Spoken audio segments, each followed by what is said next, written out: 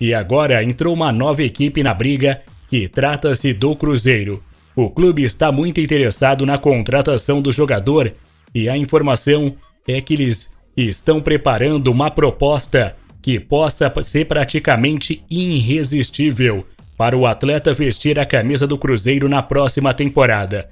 O nome dele segue com grande moral e a informação é que o técnico Fernando Diniz já teria solicitado para a diretoria a contratação de John Arias e tem tudo para ele vestir a camisa da Raposa.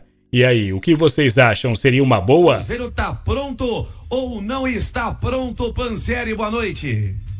Boa noite pra você, Rubens Júnior. Um abraço também pro Emerson Romano Xará, todo mundo que acompanha o apito final da Itatiaia. Eu chego com as informações do Cruzeiro em nome de HS Autopeças. O Cruzeiro que amanhã tem essa missão contra o Vasco da Gama, jogo às 18h30, e o Cruzeiro precisa voltar a vencer no Campeonato Brasileiro.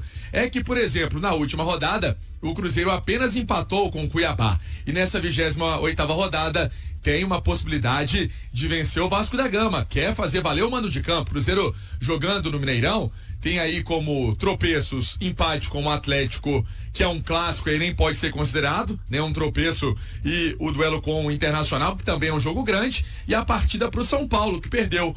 O restante é só vitória. O Cruzeiro tem aí esse trunfo jogando em casa, jogando com o apoio da torcida, especialmente faz uma festa muito importante o torcedor do Cruzeiro, que já tem aí mais de 32 mil garantidos. Eu falei mais cedo no Rádio Esportes que eu tô trabalhando aí com essa perspectiva de pelo menos 35 mil torcedores para esse duelo de amanhã. O Cruzeiro que tá empolgado e com o público no último jogo contra o Libertad de mais de 52 mil, que viram o Cruzeiro chegando na semifinal da Copa Sul-Americana.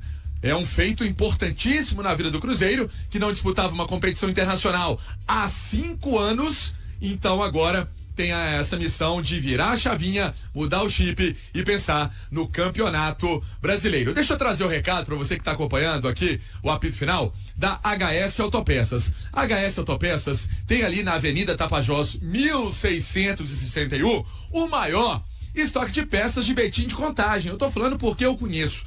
E o Tião me falou assim: Pansieri, fala pra turma passar lá, sério, eu vou fazer um preço bom, vou atender bem, tem o cafezinho do Tião, o mais importante é você escolher a HS Autopeças, não tem erro, você vai lá, vai ser bem atendido, porque peça é coisa séria, peça é na HS Autopeças. Eu sou cliente e eu indico. Deixa eu falar uma situação importante, é que o Cruzeiro não vai ter o Fernando Diniz à beira do campo.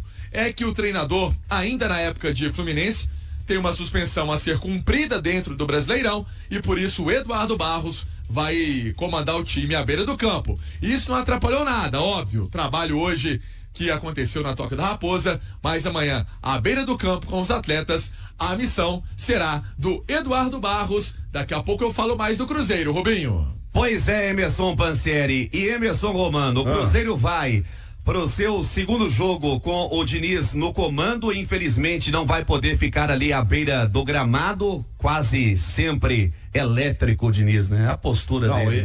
Ele é um treinador muito elétrico, o tempo inteiro ligado e xinga e reclama e orienta. Entra em campo. É o estilo dele, né? O Eduardo já é um pouco mais tranquilo, auxiliar dele, mas a expectativa é para ver se já dá para observar algumas situações de orientações dele. O tempo é muito curto.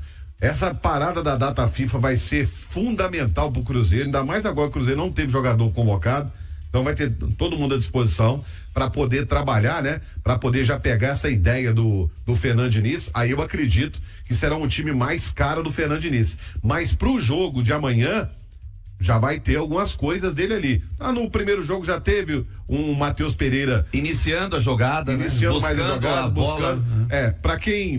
Pra se ter uma ideia, muito parecido com o que o Ganso na época do Diniz fazia. Então o Matheus Pereira fazendo isso é uma situação que a gente vai ver com mais frequência nos jogos do Cruzeiro, mas eu acredito que amanhã já vai dar para observar um pouco mais as características aí do que pede o novo treinador do Cruzeiro. 11:38, Emerson Pansieri vai trazer uma palavra importante do Matheus Henrique.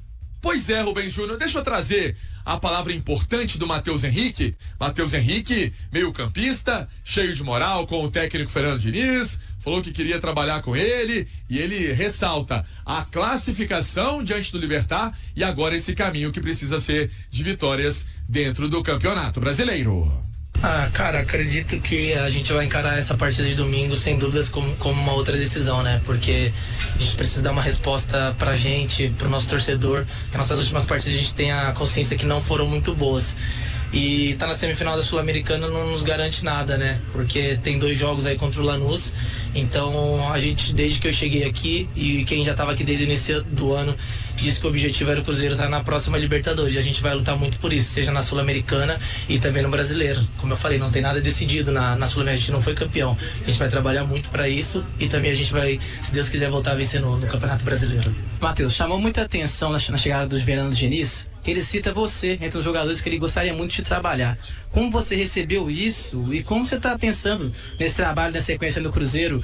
Cara, quando eu vi, eu fiquei primeiro muito feliz, né, de receber um elogio desse, de um cara como ele, vitorioso, campeão da Libertadores, seleção brasileira, dizer que já tinha essa vontade de trabalhar comigo.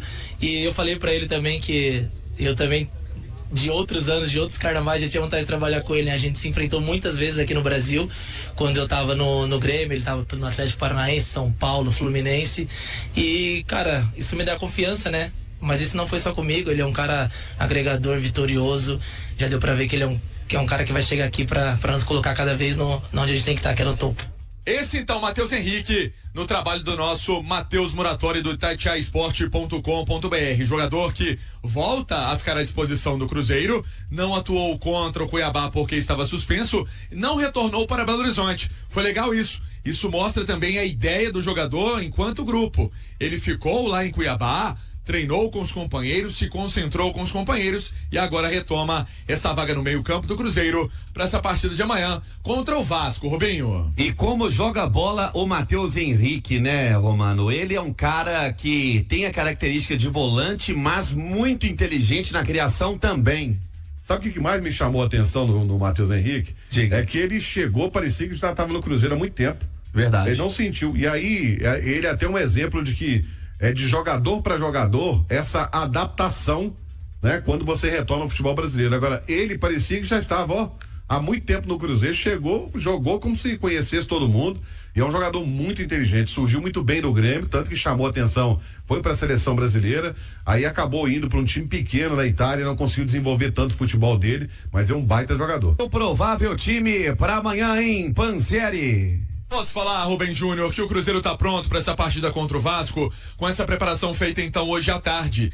E a questão do Cássio, que deixa o torcedor até com frio na espinha, porque o Cássio vem pegando muito e é a referência técnica desse gol do Cruzeiro.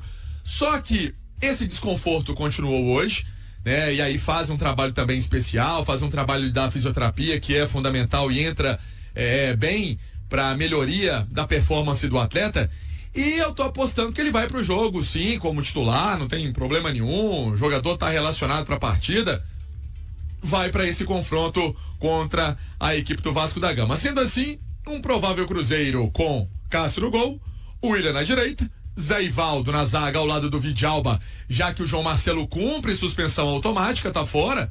Já perdeu a condição no jogo contra o Libertad, mas tá fora não por isso, tá fora porque tá suspenso do confronto de manhã, com o Marlon. Meio campo, Lucas Homero, com a presença do Matheus Henrique retornando de suspensão e o MP10, Matheus Pereira pra cima deles, na frente Gabriel Veron, com a presença do Lautaro Dias e o Caio Jorge, cheio de moral, com o técnico Fernando Diniz, encheu a bola dele, falou dessas características ofensivas do jogador, não é aquele centroavantão paradão ali na área, é um jogador que se movimenta bastante, e aí marcou o gol contra o Libertad em Assunção, marcou o gol contra o Libertad em Belo Horizonte, está nas graças da nação celeste, e aí tem mais uma missão de fazer o Cruzeiro voltar ao caminho de vitórias no confronto contra o Vasco. E o Cruzeiro com 42 pontos poderia chegar a 45 e embolar tudo ali nesse G6 do Campeonato Brasileiro, Rubinho. Obrigado, Emerson Pansieri. O Cruzeiro que encara esse Vasco que chegou hoje em BH, uma delegação com 29 jogadores porque ficam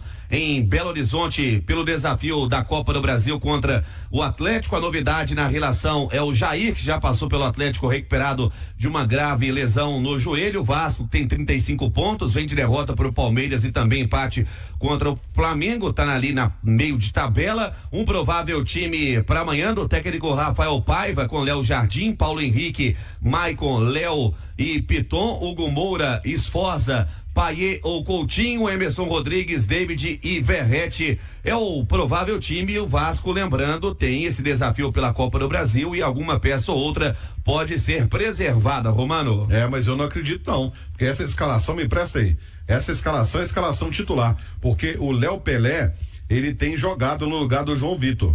O João Vitor estava titular, mas nos últimos jogos o Léo Pelé tem jogado como titular. O Esforza tá jogando porque o Jair estava machucado e o Jair voltando agora. Olha a dúvida, Paier ou Felipe Coutinho? Olha que bela dúvida, hein? Os dois juntos não dá para um esquema, né? O Paier não marca ninguém, o Coutinho... Dependendo da situação de jogo, você até consegue colocar, né? E aí Emerson Rodrigues, David e Verrete. O Vasco não vai poupar ninguém não, hein? O Vasco vai colocar todo mundo para jogar aí, talvez na circunstância do jogo tira um ou outro, mas pelo jeito ele não vai poupar ninguém não.